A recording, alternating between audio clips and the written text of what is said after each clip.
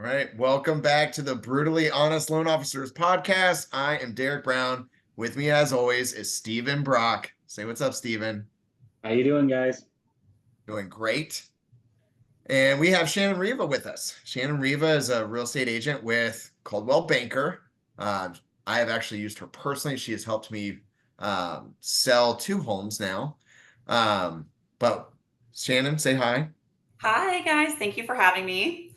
I feel Pleasure. so special to be here. I can be like, one day when you two are rich and famous, I'll be like, I knew them way back when. Yeah.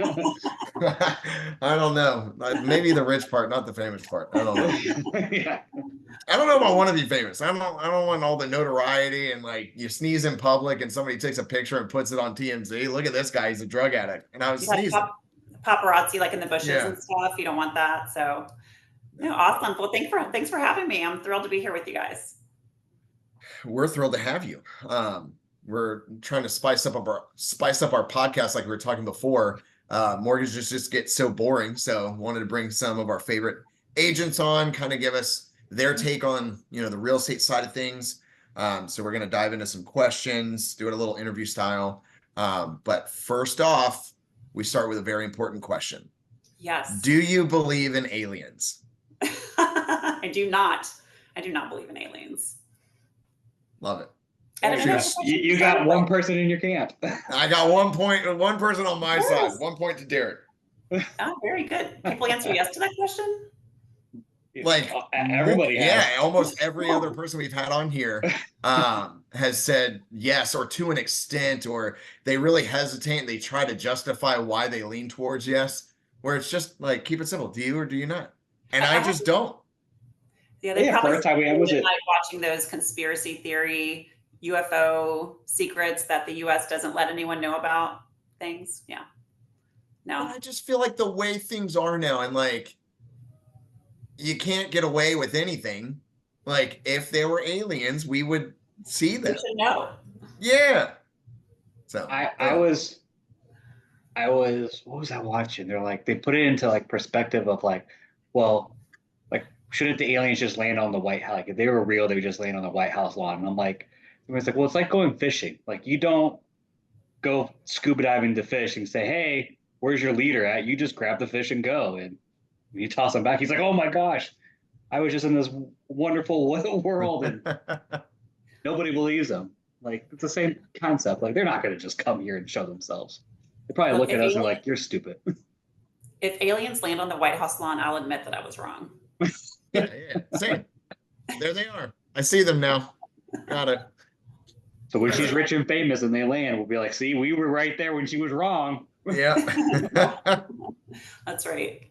Let's get into it. So Shannon, I don't know you. I know Derick said wonderful things about you. So how did you get into real estate? So my background, out of college, I worked for MetLife for about 7 years, and I did a lot of things for them: sales support, communications, marketing. I had a big corporate life. I flew all over the country. It was an amazing training ground for me. They sent me to graduate school. I loved it. But then I got married, and I was finding the insurance world to be boring. So many meetings in insurance, so many long conference calls, dark rooms. You're locked inside all day. And I really wanted to be mobile. I wanted to be out. I love speaking with people, meeting people. So I had an opportunity at that point, getting married, to do something different. So I just kind of took the jump and never looked back. I love it. Nice. That's awesome. So did you just decide like, hey, real estate? Did you have other choices that you were looking at? You're like, okay, let me just try this out. Well, okay. I don't want to date myself to say what the year was, but it was a year that real estate was hot, right? There was a lot going on. Things you couldn't get there fast enough. That could have been 2 years ago. It could have been, but it was the one before that. So Yeah. Sale signs couldn't make it in the yard, and the house was sold. And everyone I knew, I was at an age where everyone I knew was buying their first home. Okay. So it was like the perfect opportunity. I see young realtors coming in now who were at the age I was when I started, and all their friends are buying their first houses too. And so it's a great like ground for just building your business. So I had some great connections. It was funny because that first year, well, it wasn't even a full year, honestly. Then we moved. So I ended up going back to a good job similar to what I had before for a short while. But anyway, so that first year I sold a commercial property and I sold five houses, which for 9 months is a lot in your first year of real estate. Yeah, A definitely. lot of people don't sell really anything the first year or two at all. So that was a great start for me. It was great. I loved it. Nice. Yeah, most realtors start, like I always tell new realtors, you're most likely going to start with friends and family, and then you've really got to do your best to work your sphere so that you can grow after your friends and family. And Because it's not like somebody's going to buy their first home and then immediately sell it and buy another one. Like, it doesn't work like that. So No, and it's important to ask, when someone has a good experience, you liked working with them, they liked working with you, the outcome was great. Who do I would welcome your referrals. I would love the opportunity to work with your neighbor, your coworker, whatever. So you do have to ask for that or remind people that you're building a business. And if they don't refer you, then that's how you get most of your business. That's the hardest thing for everybody, asking for business. It's the answer is no if you don't ask, so might as well just ask. I feel like that really evolved for me because there was a time when that was hard for me, but I don't feel like it is anymore just because I know that I have everyone's best interest at heart and I know that I'm good at what I do and I know I'm going to do a great job. So I don't mind, I don't mind saying, hey, I like working with you and people like you. We had a great experience. And when I say people like you, I just mean like other people who, want to buy or sell. And I would love to, your referrals. So it's so important to ask. I remember I was talking to a friend of mine. He did credit repair and he was friends with somebody that did title.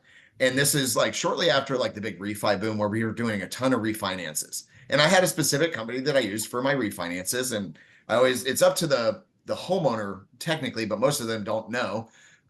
So there's just one title company I used quite a bit. And it was an attorney's office. They were fantastic. But my credit repair friend was talking to his title friend, and we had done different lunch and learns together and stuff like that. And they sponsored events that I had gone to and lunches that I had gone to. And so we saw them quite a bit. And my friend, Harry, had just mentioned, like, I guess this title person had said, yeah, like Derick, never really uses us. And I told Harry, I was like, he's never asked. Not once. And I wasn't opposed to him or anything. And I might have, like, if he had asked, I might have felt like, I should, but he never asked. So I never did. And Harry's just like, what do you mean he's never? And I was like, he has specifically like never asked, like, hey, who do you send it, like your refinances to, or how can we work together? He was just always there, and he was friendly, super nice guy, but never asked. Honestly, we can't. Also in our business, it's like we can't assume that people understand that we are 100% commission, basically. That people think your company gives you leads or they give you business, and there's leads are like a false promise. Like it's not. You have to build your business. You have to build your sphere. You have to network. You have to, build the confidence in the community that you're the expert, that you know what you're doing. So definitely, yeah, you have to ask, and they do. Like even a lot of people who know me well think that you get some kind of leads from the office. You definitely can sit and answer the calls and get people walk-ins and things like that. That's amazing. That happens. But in general, it's just you're out there building your own business. Right. What's your favorite part about being a realtor? I love it that every single time it's something different. You're really there for like the best times and sometimes the worst times of people's lives. So to be trusted with that, to help them through that is amazing.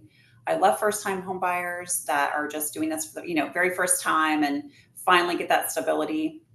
You guys are like me. I mean, you looked at how many closing disclosures or closing statements do you think you've looked at? Like so many, right? So that this is a wealth building activity, owning a home and finally getting out of the rental trap, getting your foot in, having that stability. No one can ever tell you to move. You can have a payment that's the same. You're not going to have rent rising. And this is an asset that's going to grow. So knowing that you're helping someone build that wealth and that stability is just like an unbelievable feeling. So I love that. Like I said, sometimes it's not a great time. It's a sad time in someone's life. So to be able to help them ease that transition, bring the expertise they need to get through that step that they don't really know what to do. They've inherited a property or they've lost a loved one. So I love doing that. So for me, I'm a people person. Every day's different. Like I said, I don't like to be in an office all day. And I'm sorry if you guys are in the office all day. I'm like out. We try to do things that get us out of the office. Yeah. Yeah. I know. So, but of course I do spend plenty of time in the office, but that can be anywhere. But so yeah, I love it. Yeah. And I will say something I've realized over the years, when I'm dealing with somebody that maybe this is the sixth house that they've owned and they're making great money, they've invested money, they have a financial advisor. When it comes to first-time home buyers, they do not have a financial advisor yet. Sometimes they might have spoken with their parents' financial advisor. Otherwise, they're looking at us for that first time, like financial planning moment, and they've never done it before. So that's one of the reasons why I love first-time home buyers too, is because I get to be that financial advisor that they meet with first. And then years later, if they've done well, there's a lot of financial advisors that have like a minimum net worth, or you have to have a certain amount of money invested or whatever for them to meet with you. So when you're just buying your first home and you've saved up the minimum down, you typically don't have, a financial advisor to speak with about what you're doing. So we get to be that person.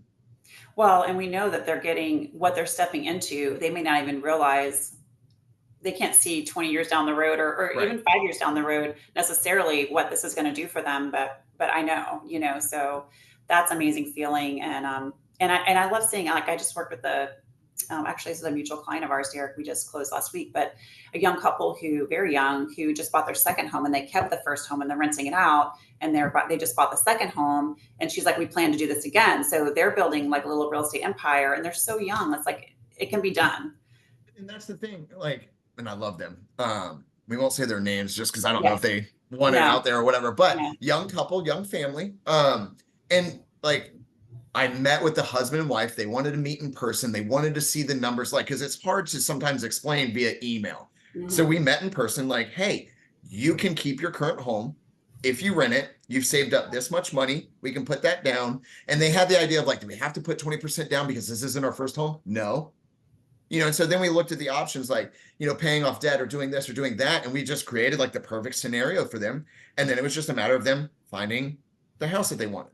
Yeah. And so now they've found a house with acreage. It's so funny. She posted like a little video of their dogs running through the property and stuff like that the other day. And like, that's the stuff I love to see, and yeah, now they own their primary and they also own a rental property, but they met with me months ago to make sure, like, hey, what does this look like? What does that look like? What's our best options? And they put together a plan and we stuck to it, and everything worked out really great at the end.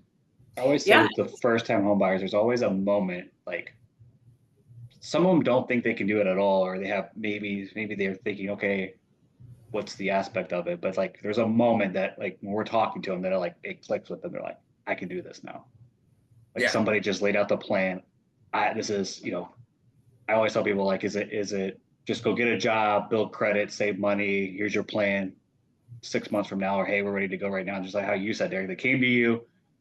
They kind of had an idea what they wanted to do, but you just laid out a whole plan for them. Like, this is how you're going to do it. This is what it looks like. And now look at them. They're thriving. So it's amazing. Yeah. It is. Awesome. Love it. It's a fun job. I mean, I'm glad I get to do that. You guys too. Well, the fun part of it, what is your favorite real estate story? And does it involve Derick? Since he said that he had two houses. She's done a ton of business. There's no way her favorite story is involved. Well, I don't know. What kind of favorite do you want? Like, I'll throw out a couple stories that are just kind of interesting. Like, So for one story, and this is probably not, I don't know this is what you're looking for, but I'm going to give it. It's the bat story. Did I ever tell you guys the bat story? I think so. Okay. So this is actually a personal real estate story. I'll pull from my own well here. So when we moved here to Seminole County in 2011, we still had a house back in Hillsborough County, Tampa Bay area. So we rented it out for quite a while because we hadn't bought a house here yet. We're just like, I wish I would have kept every house I ever owned, but I didn't. I sold it eventually. But anyway, I had a renter in there 2 years. They moved out. We got a new renter. and the renter had just moved in, like days in, and apparently bats had taken over our chimney. And if you don't know this, bats are federally protected. You can't Yep. remove them at this time of year that it was. So they're stuck with bats in the chimney. Nothing can be done. And even though we tried to seal the chimney so the bats couldn't come through, the baby bats could still squeeze through somehow. And baby bats can't fly yet. So they're hopping around the house, freaking out. They are freaking out. They accused us of knowing the bats were there. We never had a bat problem the entire time we lived there. No one else did. And they moved out. We let them out of their lease. They moved in the entire house. They moved out. We put that thing on the market and we sold it, bats and all. So we disclosed it. So this is a good little bat disclosure story. You know, houses can sell. You think my house has this wrong with it, that wrong with it. Just disclose it. Someone will buy it. They know it's there. They'll take it into account. So sealed it up good. Used a local realtor since I was over here to sell the house for us. And she's like, oh, no problem. We gave them a credit to do the bat removal when it was over, and we sold the house with the bats. So yeah, bats can be a big problem.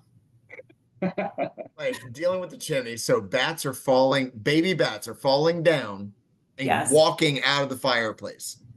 Somehow squeezed through like whatever gap they found and were able to like pop around the house. And then of course, before we knew that the bats were flying around the house because it wasn't sealed off yet because we didn't know about it.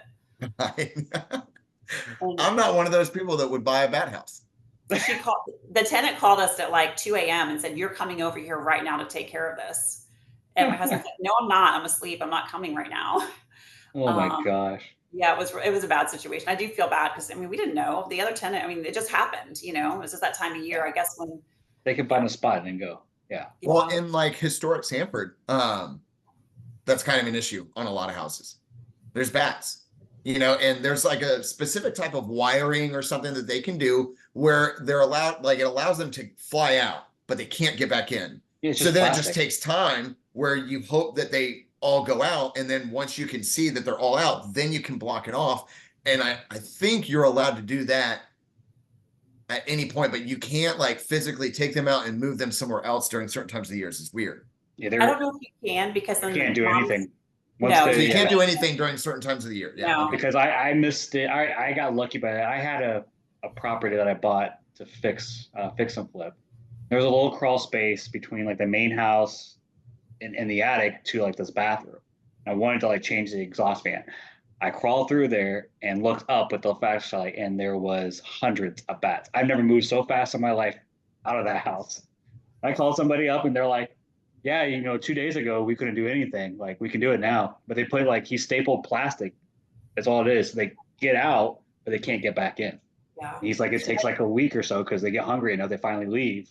And they just can't get back in. He's like, the other way is they got to build a bat box outside, like close by, and hope they go in.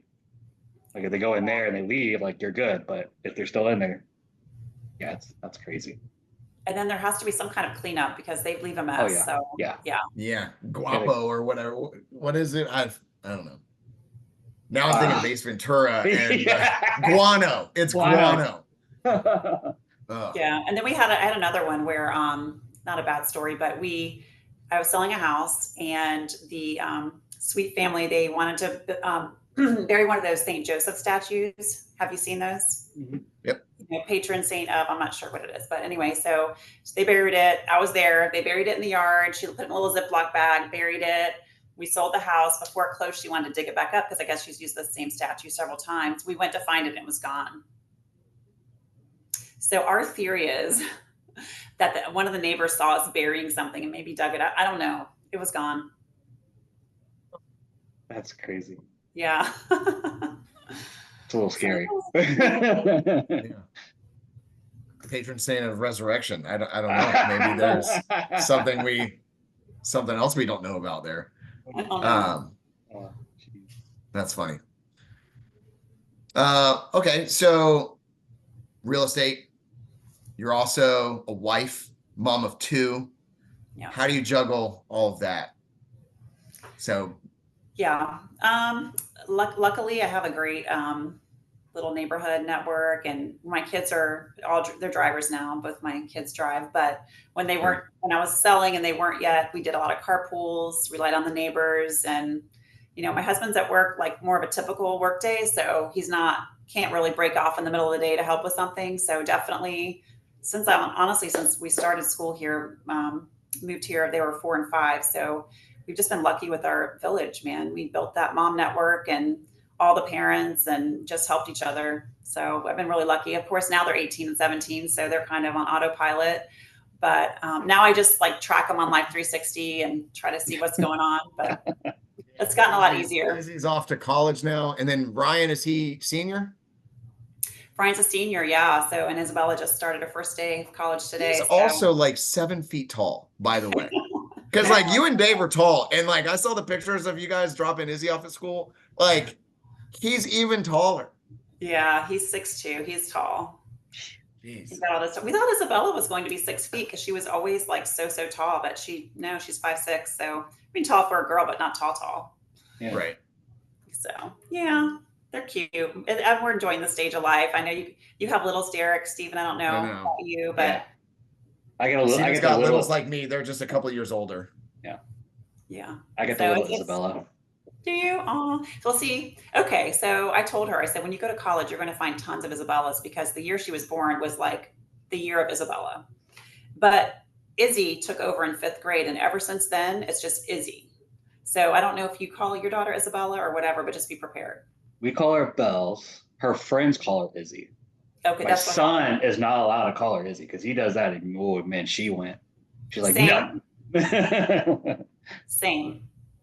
Yeah, my daughter told her brother he couldn't call her that, but he does, and it just finally stuck. We called her Bella a lot. We still call her Bella, but also sometimes Izzy. Yeah. Bella, Bells. That's usually what comes out for her. But yeah, at school we were sitting there, and these kids came up and were like, "Hey, Izzy," and I'm like, "If I said that to you, you get mad, but it's okay if your friends do it. Okay, I see how it is." I've tried to get my kids, like my daughter, into like help me with social media and stuff, and she just hasn't taken it seriously. She's just like, no, and she's not really interested. But I'm hoping in a few years, she'll help with that kind of stuff. Put them to work in the family business. Yeah, a little marketing team. There you go. Well, with that, how do you see the market kind of evolving now? I know we're in like a weird transition of you used to be put a sign in the yard, it was gone. Now it's a lot more. I wouldn't say work. It's always been work, but how do you see that evolving? Yeah, it's been interesting. The last 5 years, we've all seen quite a change between, I'd say, like 2019, where we were, to what the next few years, what happened, and then, the last year or so, how things have been. But we're really lucky here in Central Florida that, we have a strong market. I mean, I think it's strong in a lot of places. It's just slower and takes longer, for something to sell in general. Some things priced at a certain way could still sell relatively quickly, but if a house is on the market, 120 days, it doesn't mean necessarily something's wrong with it. People used to think that, why is it still on the market? Yeah. Now it's just the right buyer has not come along for that house. So it doesn't mean something's wrong. It just means the buyer and it hasn't been matched to the house yet. So, you have to be patient and make sure you're preparing the house properly, because there was a time a few years ago where you could kind of throw it up and not do too much and you were still going to sell it without too much problems. But now, you really need to prepare the home for sale and do all the things. Yeah, it was definitely crazy because I was almost tempted, like, hey, I'm going to buy a house and just hold it for 6 months and put it right back on the market and you could make a bunch of money. I was like, but my luck, I would buy it and the market would stop. It was the opposite direction. Yeah, it's hard to do the short game in real estate. Yeah. The big wins are like long term, unless you're really good at flipping houses and you know how to find a deal. And you can keep costs low. Because I've built a house and I know what it costs to like change things, and it's not cheap. So Shannon, when it comes to working with your sellers, do they listen to you on how to price the home and what to do in order to try and help make it sell faster? Or are you still seeing some sellers that are dead set, like, let's just say you want to list their house at 550 and they're like, no, we really think 625 is the number, and you're looking at comps like it does not support that? And yet, I hear that from realtors all the time that, well, the sellers aren't listening to me, we're going to have to list here and then, drop the price after a week or so. And yet when I talk to some agents, they're adamant about listing maybe slightly under what they think it'll, appraise for or sell for. And then that creates you know, a little bit more demand for it, and then it ends up multiple offers and they go over. Like, what Yeah. are you seeing there? Like, are your sellers listening to you, or are you It's having to fight with some? Yeah, well, no, never fight. It's definitely a conversation, and Sure. the sellers are in the driver's seat. And I tell them that you're in the driver's seat, but let's review the market. Let's look at what's on the market now that's similar to your home. How long has it been on the market? Let's look at the pendings. How long were those on the market before they went pending? And then, of course, look at the recent solds. So, the market is changing every day. So you might go on the market and the time you go on, think, oh, this isn't too high. And then, things are kind of shifting or the market's slowing, so now, you're overpriced. So, it just depends on their goals, how quickly they need to be out, how they feel about it. And sometimes, if you end up high, then you're making an adjustment. That's the biggest thing is don't wait too long to make an adjustment if an adjustment needs to be made. Right. Yeah, I had buyers that went under contract for a home, but the house last year was listed at like $1.6 million. And this is out in like Claremont, lots of acreage, like multiple buildings and stuff. And they had just continually done price reductions down to about 850 now, which is crazy to me. And speaking with the listing agent, it was like an inherited situation where they were adamant about we want 1.6 and it was just unrealistic. But the listing agent, took it and listed at 1.6 and it just sat there. It's been a year on the market. Yeah, I mean, you just don't know. It can be, and I don't know. A condition is one thing too. Sometimes people will see, well, this house in my neighborhood that's a similar size sold for that, and they want to list for that. But you have to look at what is the difference. But besides this general same size, and you're in the same neighborhood, what else is different about your house? Does this house have a new roof? Has this house been renovated top to bottom? Is your house original? So the condition and what's the money that's put in all has to be considered. So. No, I'm that's sorry, true. someone just started And I coming think out. in our area too, neighborhood matters. Like there are specific neighborhoods that have a little bit higher demand than others. So we've seen that too. Yeah. So some areas. So that's what I always say. People will say, "What's happening in this?" Like it can be neighborhood specific. Besides just you can boil it down. I mean, there's some neighborhoods that's just really a hot neighborhood. People really want to be in there, and if the house is completely done or almost done or whatever or a good price, it's going to sell. Whereas another one maybe it's just a little bit in a different area that isn't as hot. It could just sit a little bit longer. So the biggest thing for me is to adjust to the response we're getting. Are people coming to see it? If they're not coming to see it, we're overpriced. Yeah. So what is one thing you do as a realtor that I don't want to say that maybe not other realtors don't do, but you don't think they're as good at it, or you think this is something that they should be doing? What makes you stand out? Yeah. What is that piece? Well, I don't know if this is like a standout. I'm going to go to the basic thing is I answer my phone. This sounds crazy. But a lot of people, and you may guys may know this, don't answer their phone. They don't. Yep. I mean, what if you have a listing and the perfect buyer is calling, or an agent that has the perfect buyer is calling, and you don't answer your phone? I did some calls a couple of weeks ago to listing agents about one of their properties. Like, hey, it was for that the person didn't have to be a first-time home buyer to get the credit from the state to get the grant. They didn't have to be a first-time home buyer in a certain area. My voicemail was like, hey, this is Stephen. I just wanted to ask you about the property address. Just give me a call back. Like 15 calls. None of them called. Anybody that I left a voicemail, none of them called back. I'm like, I could have been trying to buy this house and you had no clue. Yeah, you were a cash buyer. They didn't answer. Yeah. That's the thing. And sellers don't know that. They don't know if their listing agent's answering their phone, but it's super common. And a lot of them, it's funny. A lot of their voicemails will say, it'll be quicker if you text me, which is fine, but also answer your phone. And you can't just go by area code. I have an 813 area code because I'm from the Tampa Bay area. I've had the same number my whole life, so I never changed it, even though I live in a 407. So just because you get an out of the area code call does not mean that's not someone right there ready to buy, Right. Yeah. Yeah. There's times where, like, when I'm reaching out to somebody, if they don't answer, instead of leaving a voicemail, I text them a lot. Like, hey, it's Derick Brown. Give me a call back or whatever. Or I might say why I was calling. And I get a better response from that than leaving a voicemail, but I don't know. Yeah. I mean, and texts are great. I mean, I answer texts as well, but yeah, so it's like the bar is low sometimes, answer your phone, people. It's crazy. Yeah. It's so simple. We have all So this simple. technology right here and we can't even use it. Like this is technically a phone still. It's not a computer. It's not, anything else. It is a phone. And yeah, people don't even know how to dial on it. Yeah. And the other thing I would say that's so, so important, and this is another sounds so basic, but you'd be so surprised, is just the best listing photos, the very best. Like I pay the extra to have the best, and as well as drone photos. And if you don't do that, I mean, you just look through some of the $1 million properties listed, or 500,000 or whatever, any property listed with cell phone pictures. I tell buyers sometimes that I'm working with, I'm like, look, just because the pictures are bad doesn't mean the property isn't great. Are they going to sell it for less? Yes, because the listing agent didn't do a good job representing the property. As a buyer, you might get an amazing deal. I've gotten there and been like, oh my God, this property is beautiful. You just can't tell from the photos. That's sad. Yeah. So, yeah. What's one piece of advice, if you could go back in time to your younger self, what's one piece of advice you would give yourself? Two things. One is get help when you need it. Just go ahead. Like if you're struggling with keeping all the balls in the air, go ahead, hire a transaction coordinator, get some help, it's worth it. Just go ahead and do that.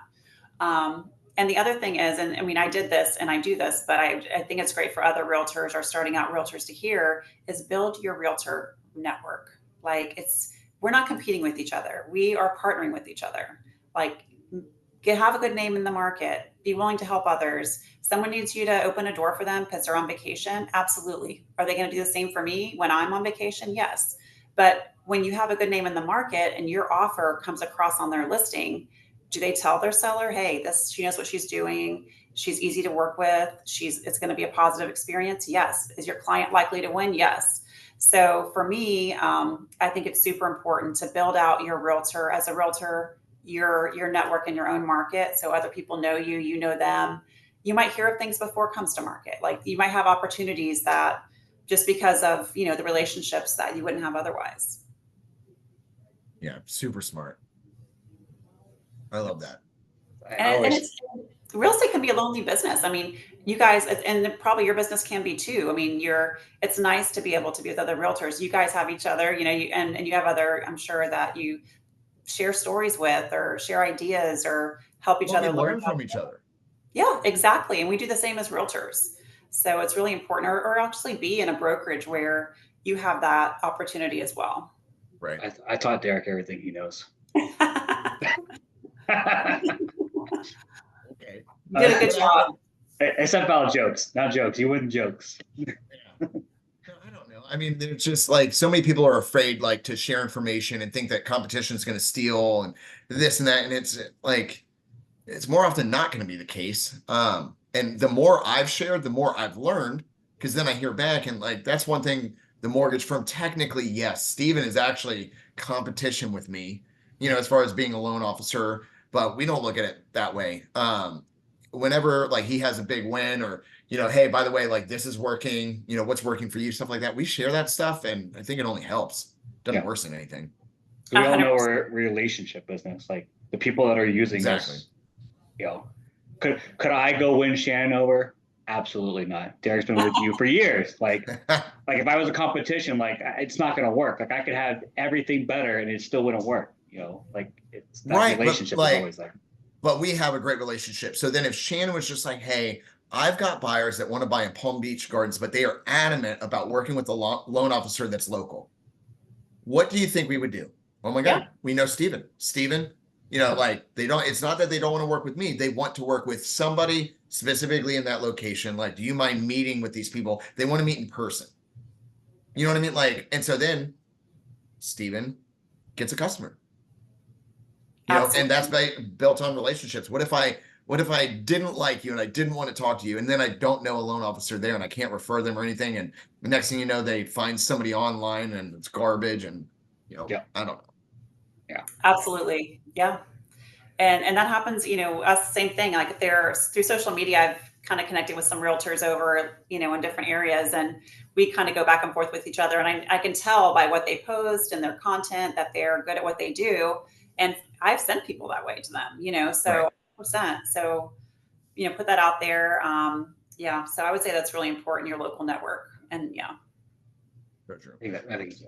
Well, I know we were trying to avoid the whole questions on NAR, and it's officially in effect. What was it, Saturday, whatever day it was? On, We but haven't tried to avoid it. It's just sticky. And there's it's a sticky. lot of interpretations out there. Right. And I So- say to me, the business doesn't change.